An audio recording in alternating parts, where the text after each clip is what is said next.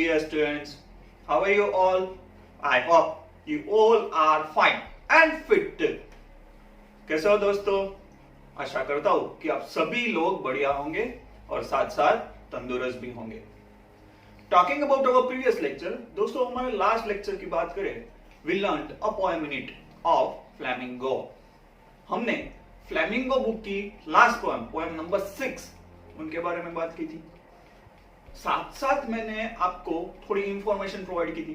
As you know, in year of 2021 जो बच्चे 2021 के अंदर बोर्ड्स एग्जाम देने जा रहे हैं उनको 70% तक कोर्स रखा गया है। इट मींस 30% कोर्स आपका रिड्यूस किया गया है by the government due to corona. उनकी पीडीएफ भी आपने देखी होगी और मैंने लास्ट लेक्चर में आपको समझाया था कि आपकी जो मेन बुक है दैट्स कॉल्ड फ्लेमिंगो, उनके अंदर 5 चैप्टर आपको एग्जाम के अंदर पूछे जाएंगे और हम जो उनका 5th चैप्टर है उनका नाम है ईगो।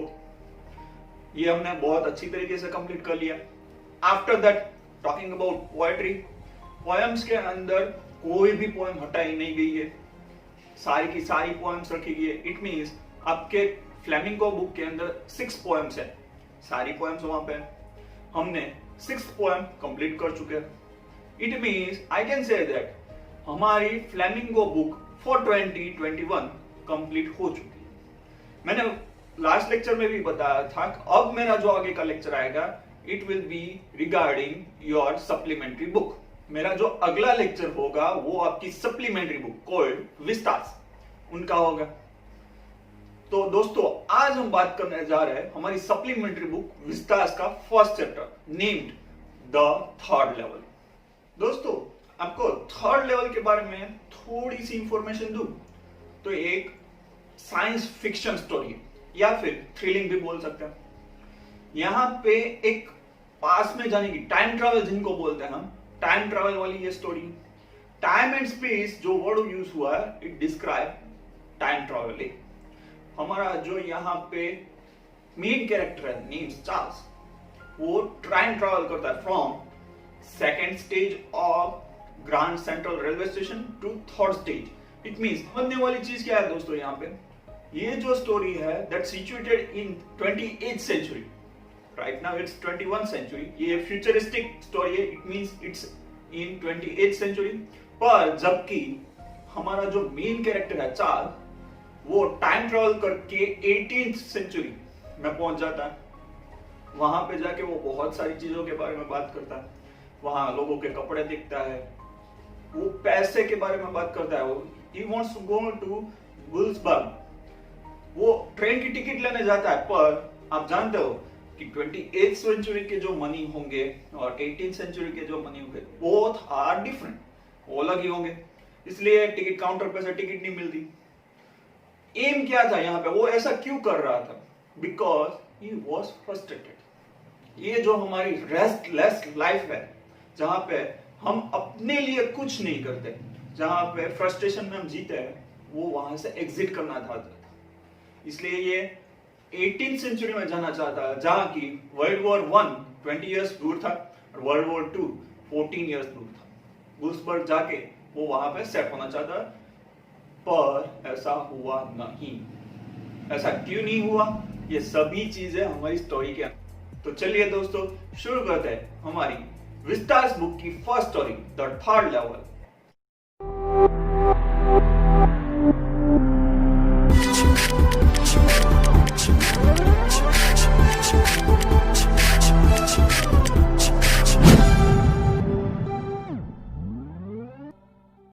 तो चलिए दोस्तों शुरू करते हैं हमारी विस्तास बुक का 1st unit the 3rd level. Unit शुरू करने से पहले बात करते हैं हमारे ऑथर के बारे में। Jack Finney 1911 was an American author.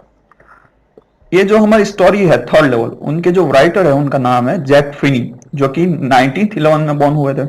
His best known works are science fiction and thrillers, including The Body Snatcher and Time and Again. उनका जो सबसे अच्छा वाला काम है, बेस्ट वर्क जिनको बोला जाता है, वो है साइंस फिक्शन और साथ साथ थ्रिलिंग वर्क। और उनकी जो बहुत नॉन या फिर बहुत ही सोल्ड आउट हुई हो वैसी 2 बुक्स जिनका नाम है द बॉडी स्नैचर्स और time and again. His original name was Walter Braden Finney, was born in Milwaukee and attended Knox College in Galesburg, Illinois। और उनका जो ओरिजिनल नेम था वो था वॉल्टर ब्रैडन फिनी और उनका बॉर्न हुआ था मिलनवाकी में। साथ साथ उन्होंने कॉलेज की गैल्सबर्ग के अंदर। दोस्तों ये जो वर्ड है गैल्सबर्ग या फिर सिटी का नाम है वो हमें हमारी स्टोरी के अंदर भी देखने को मिलेगा, गैल्सबर्ग इलिनॉइस के अंदर। ये तो हुई हमारी ऑथर की बात। अब देखते हैं कैरेक्टर्स जो हमारी स्टोरी के अंदर है। पहला कैरेक्टर है चार्ली, जो कि a 31-year-old daily commuter accidentally arrives at the third level of Grand Central Station and experiences a whole new world। एक 31 साल का डेली कम्यूटर जो डेली एक रेगुलर लाइफ जी रहा था, accidentally arrive at the third level of Grand central station. Accidentally grand central station जो था उनके थर्ड लेवल पे पहुंच जाता है। रियलिटी में देयर वेर ओनली 2 स्टेशंस, पर एक्सीडेंटली ये थर्ड पे पहुंच जाता है and experience a whole new world. और साथ साथ वो एक नई वर्ल्ड को, एक नई दुनिया को एक्सपीरियंस करता है। दूसरा जो कैरेक्टर है उनका नाम है लोइसा। She is the wife of Charlie, who was worried about her husband coming late। उनका नाम है लोइसा और वो चार्ली की वाइफ थी। साथ साथ वो बहुत चिंता कर रही थी, क्योंकि उनके हस्बैंड भी जाने वाले थे। And third and final character psychiatrist of Charlie, who serves as a proof for the existence of third level at a Grand Central Station। Sam जो कि एक साइकेट्रिस्ट थे चार्ली के।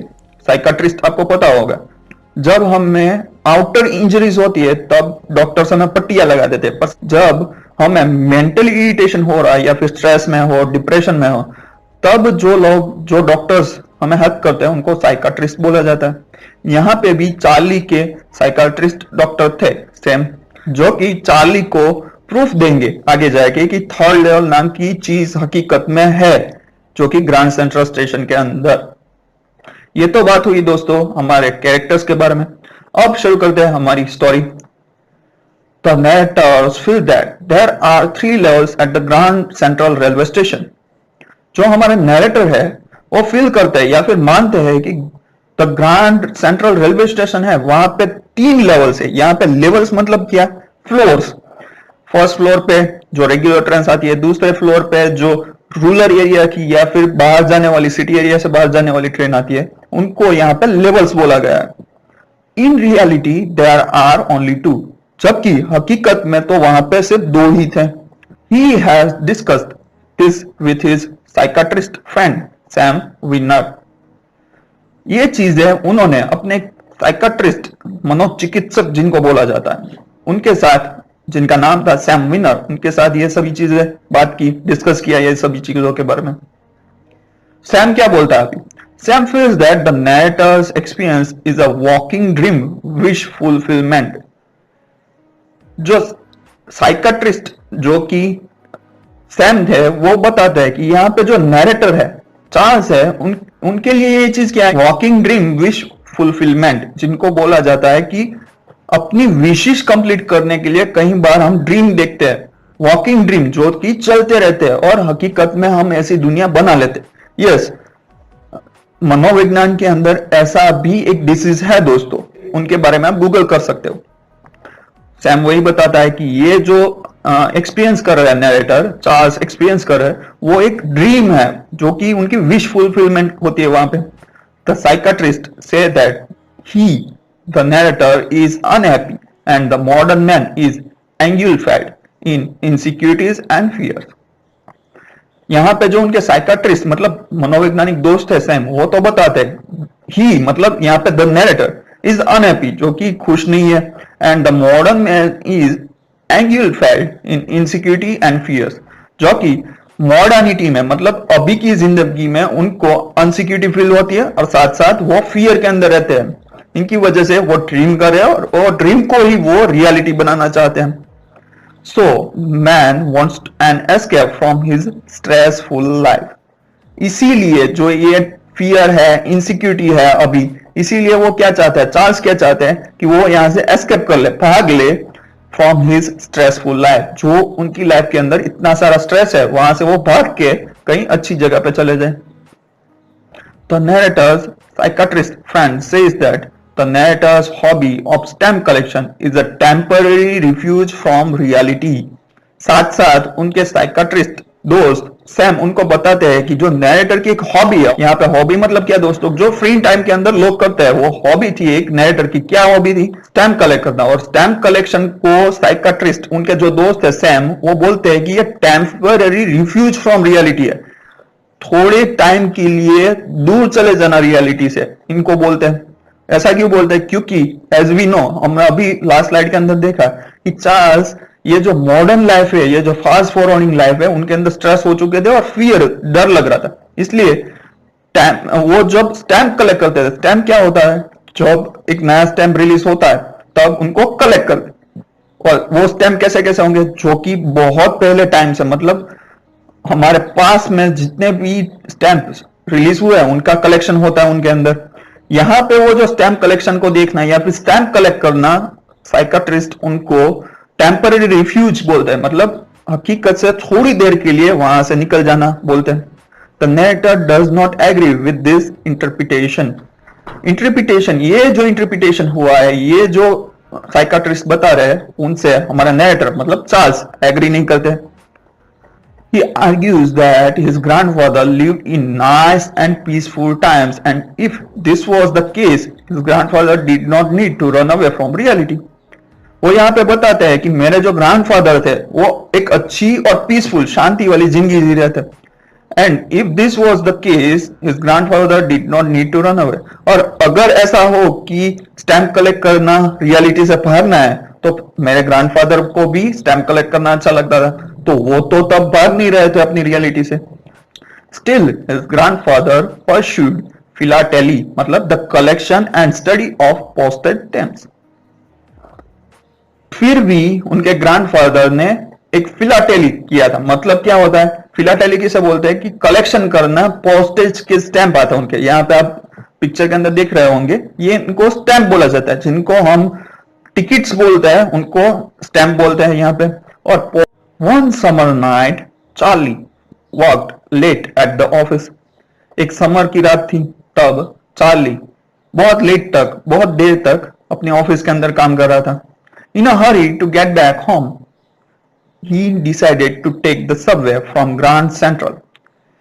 उनको अपने घर पहुंचने की जल्दी थी, इसलिए उन्होंने क्या किया कि उन्होंने डिसाइड किया, तय किया कि मैं आज बस की बजाय सबवे से जाऊंगा। सबवे मतलब क्या कि अंडरग्राउंड ट्रेन, जिनको सबवे बोला जाता है। सबवे सर्फ नहीं, पर जो अंडरग्राउंड ट्रेन चल रही है उनको सबवे बोला जाता है। उन्होंने डिसाइड किया कि मैं बस की बजाय आज ट्रेन से जाऊंगा, सो दैट मैं घर पे जल्दी पहुंच जाऊं।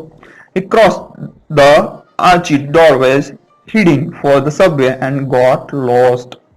और जैसे ही वो ग्रैंड सेंट्रल स्टेशन पहुंचता है, वो एक आर्च मतलब एक कॉर्नर के अंदर जो डोर होता है, वो डोर को जैसे ही हीडिंग फॉर उनके अंदर जाता है, वैसे ही वहां से खो जाता है, got lost. The narrator strongly feels that the Grand Central grows like a tree and pushes out new corridors and stairs like foots. Narrator यहाँ पे ऐसा बोलते हैं कि जो ग्रैंड सेंट्रल रेलवे स्टेशन था वो एक ट्री की तरह पुश हो रहा है या फिर बढ़ रहा है, और उनके जो रूट्स होते हैं जो कि कहीं कहीं जगह पे बाहर निकल रहा है। ऐसा क्यों बोलते हैं? क्योंकि ये जो ग्रैंड सेंट्रल रेलवे स्टेशन था उनके अंदर बहुत सारे कॉरिडोर्स थे नीचे की तरफ, और वो कॉरिडोर्स कहीं कहीं जगह पे निकल रहे थे, इसलिए वो यहाँ पे बोलते हैं कि ये एक ट्री की तरह बन चुका है जिनके रूट्स बहुत सारी जगह पे फैल चुके हैं। The narrator walks down a corridor, और यहाँ पे ये नैरेटर जैसे ही वहां अंदर गए, वहां पे कॉरिडोर आ चुका था और वो उन कॉरिडोर के अंदर जा रहे थे। He finds nobody but hears empty sound of his own footsteps. वहां पे उनको कोई देखने को नहीं मिल रहा था, पर सिर्फ वो अपने चलने की पैरों की जो आवाज थी वो ही सुन रहे थे।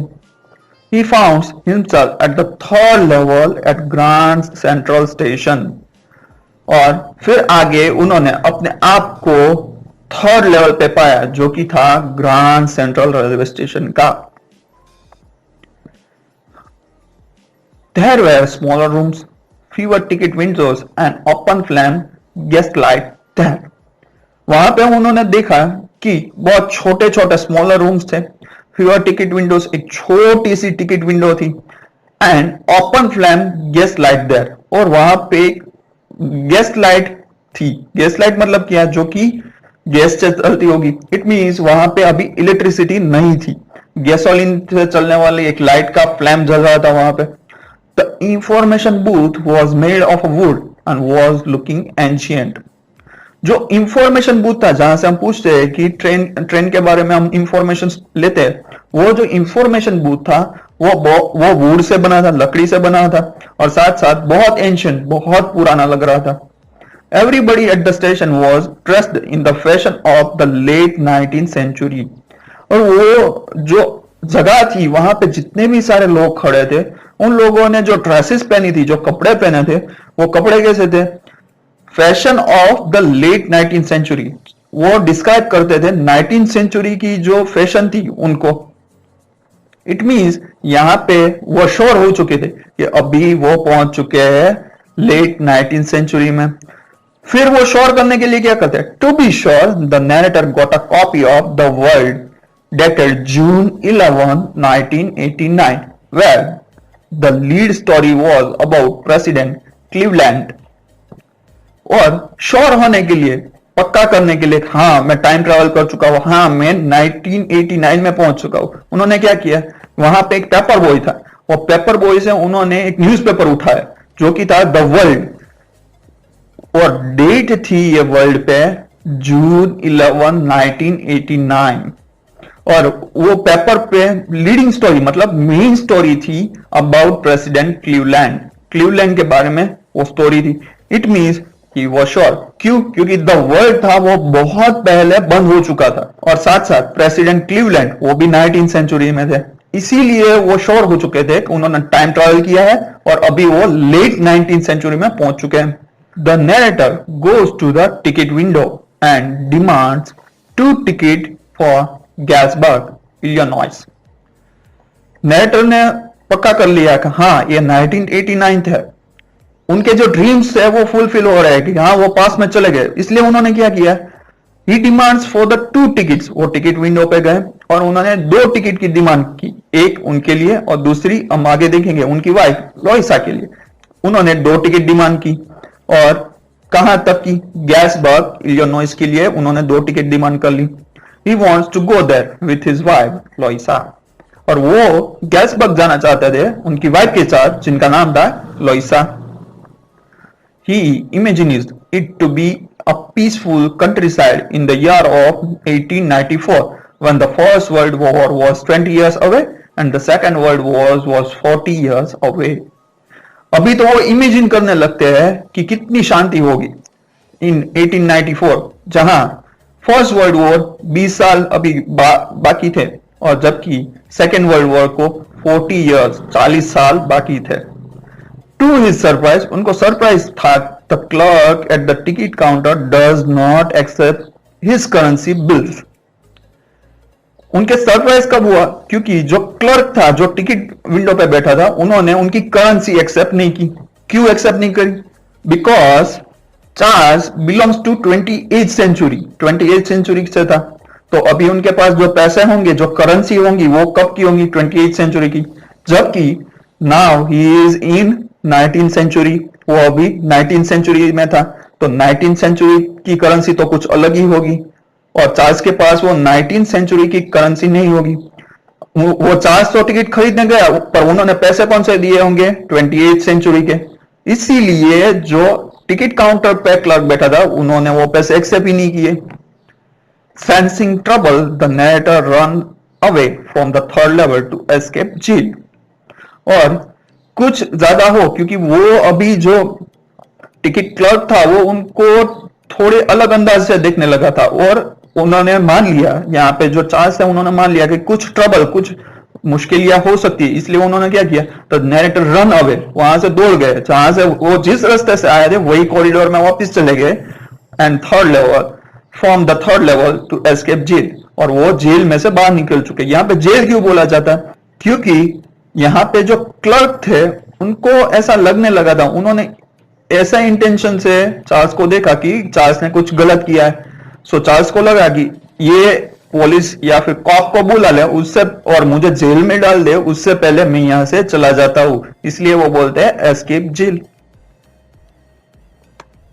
What do you think what will happen next? दोस्तों क्या लगता है आगे क्या होगा? What you think about third level? आप थर्ड लेवल के बारे में क्या सोचते हो? इज इट अ इमेजिनेशन और अ रियलिटी? क्या लगता है आपको? इमेजिनेशन है जो चार्ल्स कर रहा है, जैसे उनको साइकाट्रिस्ट दोस्त ने बताया, ये रियलिटी से एग्जिट करना चाहता है, रियलिटी से बाहर निकलना चाहता है, रियलिटी का उनको डर लगता है, इसलिए वो सब ये इमेजिन कर रहा है और वो ड्रीम कर रहा है। तो क्या लगता है आपको कि ये चार्ल्स का ड्रीम है, इमेजिनेशन है, या फिर ये हकीकत में थर्ड लेवल था? What do you think? ये सभी देखेंगे हम हमारे पार्ट नंबर 2 के अंदर। Here it's end of your part 1. यहाँ पे मैं आपका पार्ट 1 कंप्लीट करता हूँ। I hope you all understood it very well. आशा करता हूँ कि आप सभी दोस्तों को ये पार्ट अच्छी तरीके से समझ में आ चुका हो। Still if you have any doubt, फिर भी अगर आपको कोई डाउट है तो यहाँ पे नीचे मेरे इंस्टाग्राम और फेसबुक के आईडीज आ रहे होंगे। You may message me on that and you may ask me your doubt. आप वहां पे मुझे मैसेज करके आपका कोई भी डाउट हो वो पूछ सकते हैं। साथ साथ दोस्तों, अगर आपने अभी तक ये चैनल को सब्सक्राइब नहीं किया तो प्लीज सब्सक्राइब कर लीजिए। हम आगे जाके भी हमारी ये विस्तार स्टोरी के सारे चैप्टर्स अपलोड करने वाले हैं। अगर आपने सब्सक्राइब किया होगा तो आपको उनके नोटिफिकेशन भी अच्छी तरीके से मिल जाएंगे और आप वो वीडियोस अच्छी तरीके से देख सकोगे।